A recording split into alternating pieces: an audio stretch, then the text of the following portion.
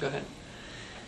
Now we're going to take a couple minutes and speak with Sarah Friel. And Sarah is a recent graduate of the DPT program, and I'm going to give the students a little bit of background information because it's kind of hard to talk about yourself and the type of award that you received, Sarah. Actually, Sarah received 2 awards. Number 1, you received the Faculty Award, and I'll describe that in a minute. And then in addition, you were selected by your peers in your class to be the valedictorian for graduation. So kind of a dual award winner this year. And I'll ask you to tell us a little bit about the valedictorian and maybe a little bit about what you said at graduation. The Faculty Award is an award that is presented to a graduating student. And it really is looking to recognize the student that not only excels academically, but provides service either within the community, within the university, is reaching out to look at the role of the profession in service-related activities, and then obviously is a very strong clinician. So all 3 things that our profession really tries to model in graduates is what the faculty are looking for when they nominate an individual and actually select an individual for that award. And it usually is a very competitive process. Faculty are allowed to nominate names, and we usually get anywhere between 6 to 8 students that are nominated, and then we go through a process of looking at the student's experience and background and academic performance as well as service-related activities. And in this year it came down to be a pretty easy choice selecting you. So Sarah, I'm going to ask you to tell us a little bit about your clinical experiences first, and then we'll touch a little bit on academic, and then you can tell us a little bit about service-related activities. So clinical experiences that you had while you were in the DPT program. I started out, my first experience was at a nursing home. I know a lot of people do long-term care their first time out, and so I did. And I had a great time. I was at Beechwood, right over here actually, next door. And the people there were great. I had a wonderful experience. And I actually thought for a while that maybe I could do long-term care. And then I went on, and my second experience was actually here at Summit. It was a little early, but they didn't have anybody else that year that was competing to come to Summit, so I was lucky enough to get to come here. And then I thought, well, yeah, maybe pediatrics is for me because I really liked it at Summit too.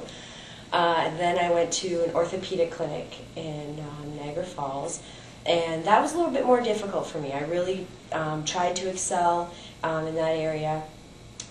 It was a fast-paced environment, and we saw a lot of patients a day, and I found it hard to find my niche in that area, but the patients were wonderful, and I really enjoyed working with them as well. So I was kind of getting, experience everywhere and thinking, is this what I want to do?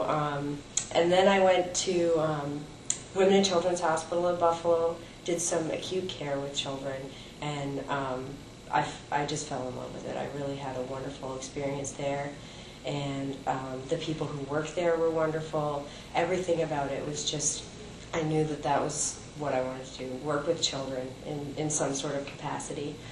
And then I just finished up my residency in St. Catharines, Ontario, actually, at a school there, and that was a great experience as well, working with children in that environment. And we should let the viewers of this tape know also now a recently licensed New York State practicing physical therapist. That's so congratulations. Right, yeah. Thank you. We talked to Dana a little bit about her academics and such, and a little bit about study habits, and certainly that's another important component, characteristic we look at in the faculty award. Can you tell us a little bit about your routine for preparing to graduate from the DPT program academically and such? One thing I found really helpful was not putting things off, reviewing things right away, going over my notes right away. I had a job on campus as well, but I was lucky enough that my job on campus allowed me to do some work when I wasn't doing work for them. It was a desk job, so I could kind of do some homework as well. And I found that getting those things out of the way as soon as possible was the best way to do it, because then I wasn't trying to cram everything in last minute. And when a lot of my classmates were getting stressful and thinking about everything they had to do, I had already kind of started at least a lot of little things that weren't adding up at the time, which really helped in the end, definitely. And how about study habits? Did you tend to work in study groups, or did you do a lot of work on your own? Or I did both. I found that studying at first on my own really helped, because then when I did get into a group, I found that I could contribute more than just being one of those people that's kind of, oh, I hadn't gone over that yet, So I found that doing it on my own and then bringing questions for when we met as a group, and then I had specific things that I wanted other people to help me with, and we kind of just helped out each other. It really helped. Good. And tell us a little bit about your service-related activities. I was a volunteer for Women and Children's Hospital in their aquatic therapy program, and that was great. I eventually, when I was a student there, I got to do a lot of it myself, which was nice. It was kind of being on the other end of the treatment, which was a good experience. I'm a member of the APTA, and I've gone to Student Conclave.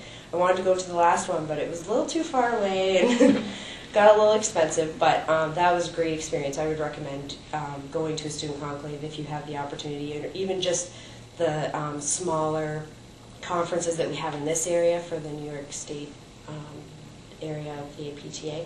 Those really helped, just learning different methods and learning from different professors, different things that you can add on to your regular academic program is great. And then I have to throw in, you helped us out at the MS Wellness program. Yes, definitely, yes. We were a little pinch, and you were gracious to come in and help us there, so that was very much appreciated. Yeah. Any comments about your overall experience through the DPT program? Because you're out now, you're a practicing professional, and yep. Anything you want to share with the new students coming into the program? One thing that I will say, and I said it in my speech at the graduation, is that you need to make the most of it. Don't take for granted what you're experiencing and what's available to you. The professors that you have that are teaching you, they want you to learn. They don't want, it might seem like they want to, do you in, but that's not what they want. They want you to learn, and they're passionate about what they're teaching you. So use them as a resource, and really take the time to learn the material that they're giving you, and use your fellow students to help you learn that material, and learn outside the classroom. Like, don't let it just be, okay, I have to get this over with, and just to get that grade, and then that's gone.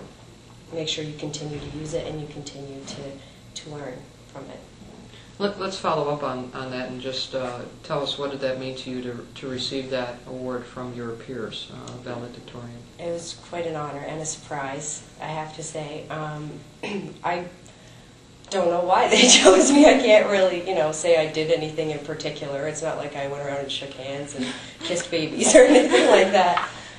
It was quite the surprise, but yeah, it was a complete honor to be able to speak to my classmates on the final day that I was probably going to see a lot of them for a while, and that they wanted to hear, what I had to say, and it was very nice.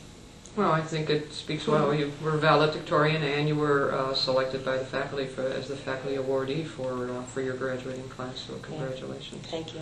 And thank you both, Dana and Sarah, for participating in this interview this morning. Thanks.